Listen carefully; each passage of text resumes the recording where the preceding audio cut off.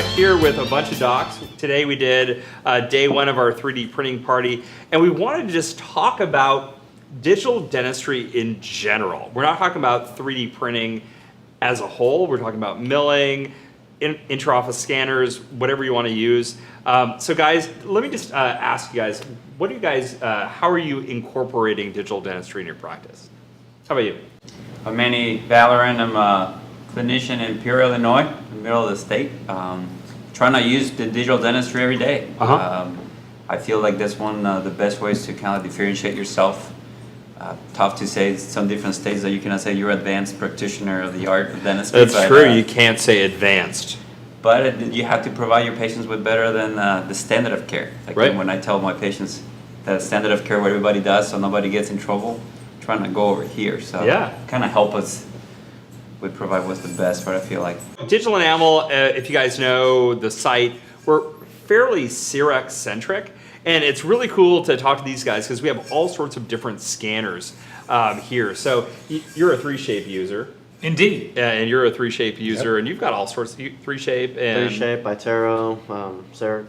Oh my God. So tell me about digital dentistry in your office. So you're using scanners to send to a lab, right? Yes, I got my Freeshape. I send it out to the laboratories. I think the quality, I tell patients often that the quality of the work has never been better. So I feel like I'm doing the best work of my career, but perhaps most significantly, I feel like the data that we capture has value. It's something that polyvinyl can't reflect. It's something that laboratories really in any part of the world can use, and it's not something that a traditional polyvinyl or a stick bite or anything like that can do. So the opportunities to me seem to be pretty much endless, and I'm elated to be part of all that stuff.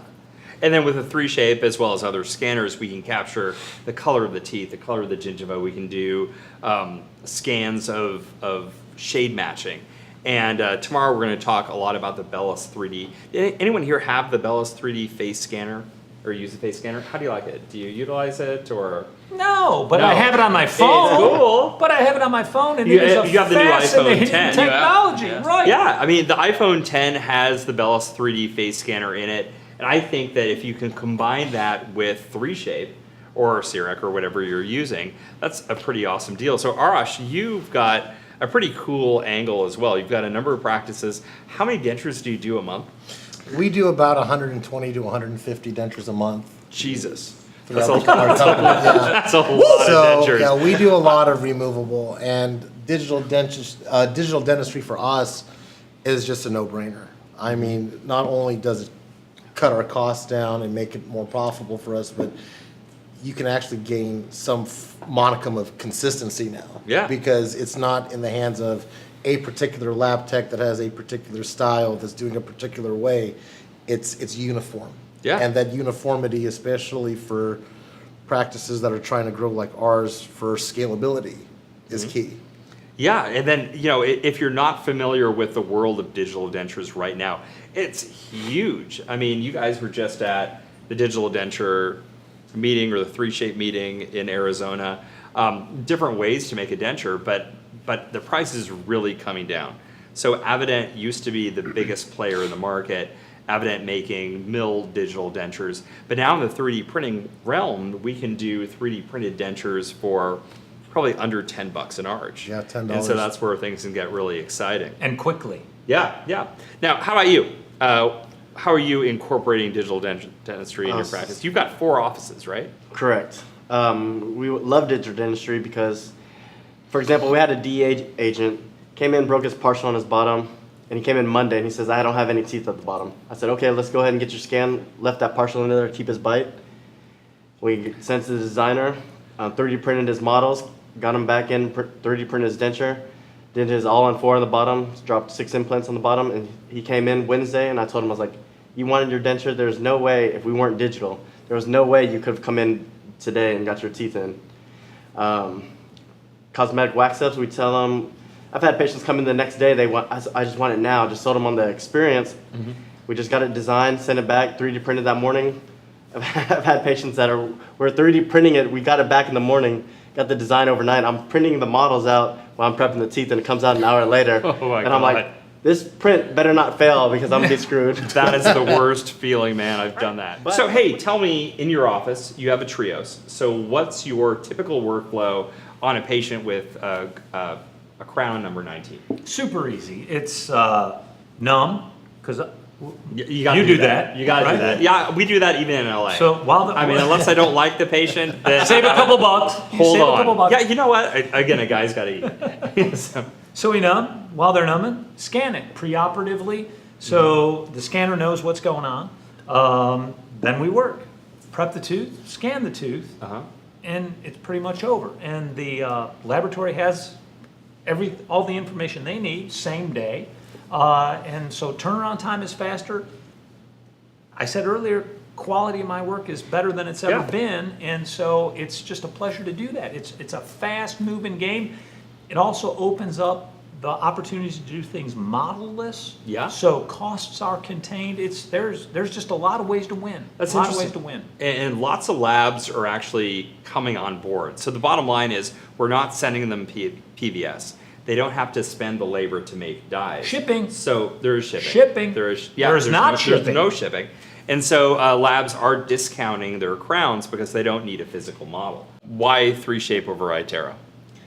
Freeshape is because the head is smaller. It's just a lot faster scanner. It's a lot more accurate, personally. It's just easier for the patient because the head is smaller. Hey, and you guys are Freeshape users. What's the monthly fee on Freeshape? Because I know in CEREC we have CEREC Club that we spend $300 a month on. Do you have a monthly fee? Ooh, I think that's a little I- slippery. That's I think a it's little tricky. Oh, okay. I think okay. it's $1,800 a year That's that you right. have to pay. But the I think that's licensing. largely dependent upon how much you pay to buy it. What So is it's this- kind of what like is trading in a car. Like if you- Freeshape Mafia? They can, yeah. Like if you pay less, then your monthly deal is more. If you Gotcha. pay more up front, then it's less. So it's pretty cryptic. That's cheesy.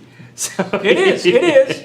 I don't dispute you know that. what's very interesting now in the digital imaging realm is that there's a lot of scanners coming on the market with no monthly fee, and so I think that model hopefully will present itself as the dominant model. So buy the scanner, pay your money up front, and not pay every month. I mean, it would be nice if it wasn't that you had to pay the fee to get the upgrade, but you can't even use your scanner. Yeah. If you don't pay for it. So- Like, so it tell- locks itself down. Tell us about, you bought how many scanners? We bought 3 of them at one time, and they had told us that we wouldn't have to pay a monthly service fee for it.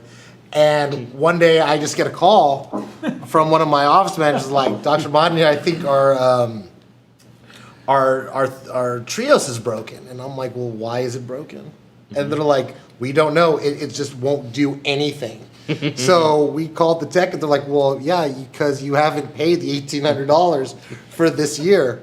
And I was yearly like, so, fee, not a monthly fee. no, well, it's a yearly, fee. but you gotta pay it all up. They don't do monthly Oh, they don't payments. do monthly. Right. So it's Okay. just like, okay, you gotta give us $5,400 or else you have $30,000 machines doing absolutely nothing. Right. Well, it'd be great if they were 30,000. I think they're more like 40,000. Oh my God. I gotta be honest with you, if you follow me on Digital Enamel, you'll see that I've got 12 frickin' printers in my office.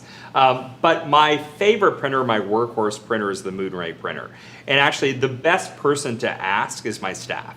So I don't actually print my models. So my staff prints, they post-process, they soak in alcohol, they do all that stuff. So we use the Moonray as kind of our workhorse printers. We have 2 of them. Lots of other printers on the market as well. I mean, the Form 2. So how are you liking your Form 2? I love the Form 2. It's easy to use, but the big thing is it's slow. It has automatically adds the resin to the has a sensor to it. Yeah. But the biggest downside is slow. So I have the Moonray also, and my staff likes to use that also because it prints so much faster. And dude, thank you so much for the pearl on being able to resell something.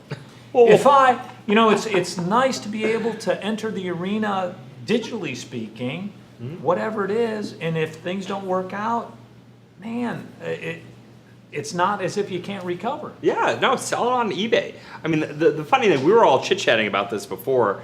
Dentists get so hung up on like $500.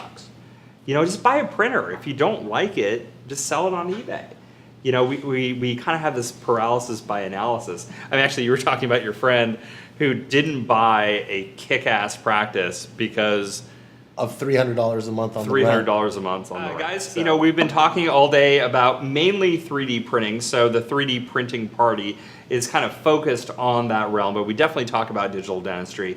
So in January, in Akron, we're doing a course, and we are also doing a course in March in South Carolina. So please look at Digital Enamel, and I'll post when those classes are up. Cheers! Cheers! There you go. All right.